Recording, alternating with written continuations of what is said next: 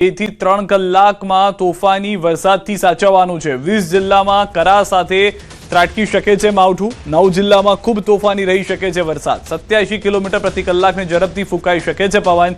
ભારે પવન, કરા, વીજળીની સંભાવના છે। વીજળી પડવાની શક્યતા 60%થી વધુ છે। કચ્છ, પાટણ, જામનગરમાં મચી શકે છે તોફાની તાંડવ। દ્વારકા, પોરબંદરમાં પણ ખૂબ તોફાની રહી શકે છે। જૂનાગઢ, ગીર સોમનાથ, અમરેલીમાં પણ સાવધાની જરૂરી। 11 જિલ્લામાં 61 કિલોમીટર પ્રતિ કલાકની રહી શકે છે પવનની ગતિ।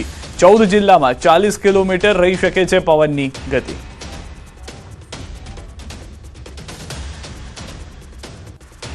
તો ગુજરાતમાં અનેક ભાગોમાં વરસાદ જે છે તે જોવા મળી રહ્યો છે અને આગામી 2 થી 3 કલાક હજી પણ વરસાદ પોતાનું જોર જે છે તે બતાવી શકે છે। દ્વારકા, પોરબંદરમાં પણ ખૂબ તોફાની વરસાદ થયો છે। 20 જિલ્લામાં તો કરા સાથે ત્રાટકી શકે છે માવઠું।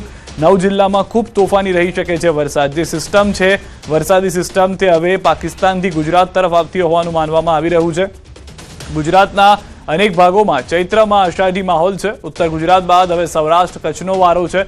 સૌરાષ્ટ્ર કચ્છના અનેક ભાગોમાં અષાઢી માહોલ। જૂનાગઢ, દ્વારકા, રાજકોટમાં વરસાદ। જામનગર, કચ્છના અનેક ભાગોમાં વરસાદ।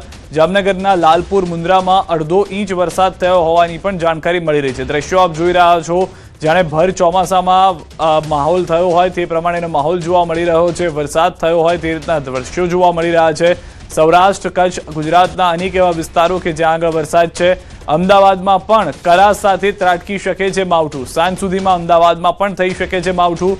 રાત સુધીના કેટલાક વિસ્તારમાં જે રીતે દ્રશ્યો જોવા મળ્યા હતા થોડા સમય પહેલા તેવા દ્રશ્યો જોવા મળી શકે છે। ગાજવીજ, કરા, પવન સાથે ત્રાટકી શકે છે માવઠું। 61 કિલોમીટરની ઝડપથી ફૂંકાઈ શકે છે પવન। સંભળાઈ શકે છે વીજળીના મોટા કડાકા।